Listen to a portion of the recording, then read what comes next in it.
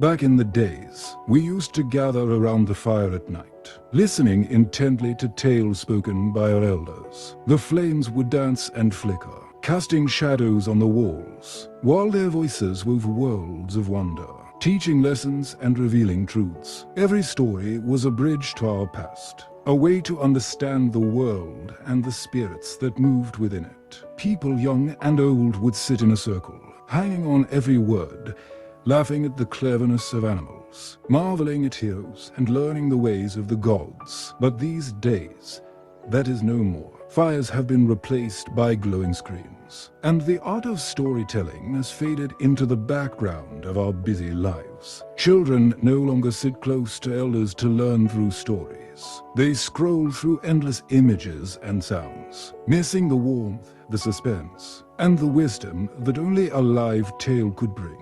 The magic of the night, when stories breathed life into our ancestors' lessons, has slowly disappeared. Today's story is about how we got the name Anansi tales. It's the story of a clever spider who wanted all the tales to be about him, and how he used his wits to achieve it, changing the way stories were told forever. In the olden days, all the stories people told were about Nyame, the chief of the gods. But Spider, who was very proud and full of himself, wanted all the stories to be about him instead.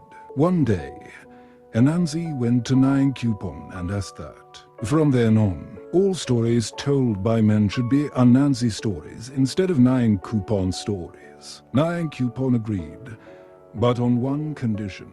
He told Anansi that he must first bring him 3 things. 1, a jar full of live bees. 2, a boa constrictor. 3, a tiger. Anansi accepted the challenge. He took an empty jar and went to where many bees were buzzing. As he got closer, he started talking loudly to himself. They won't be able to fill this jar. Yes, they will be able. No, they will not be able. The bees heard him and asked, "What are you talking about, Anansi?" Anansi replied, "Nyame and I had an argument. Nyame said you cannot fly into this jar. I said you can. Who is right?" The bees proudly said, "Of course we can fly into the jar." And immediately, they all flew inside. Anansi quickly covered the jar, sealed it, and sent it to Nyame.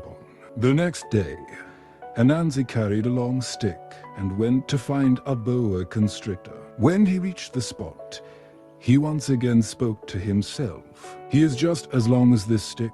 "No, he is not as long as this stick." "Yes, he is exactly as long as this stick."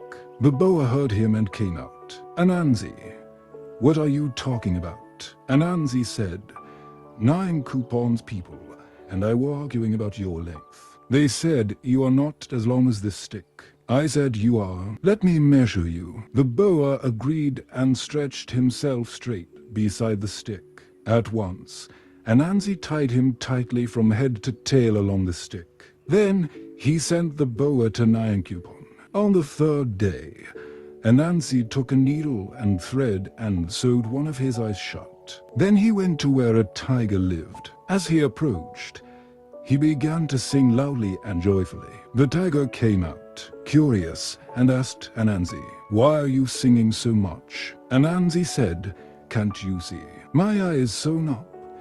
Yet now I can see wonderful things I never saw before. I must sing about them." The tiger was amazed and said, "So are my eyes too, so that I can also see these wonderful things." Anansi immediately sewed up the tiger's eyes, making him blind and helpless. Then he led the tiger straight to Nyame house. Nyame was astonished at Anansi's cleverness, since he had completed all 3 tasks. Nyame granted him his wish. From that day forward, all the old stories would be called Anansi tales.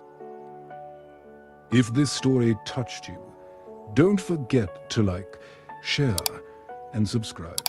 Your support helps us bring more stories to life.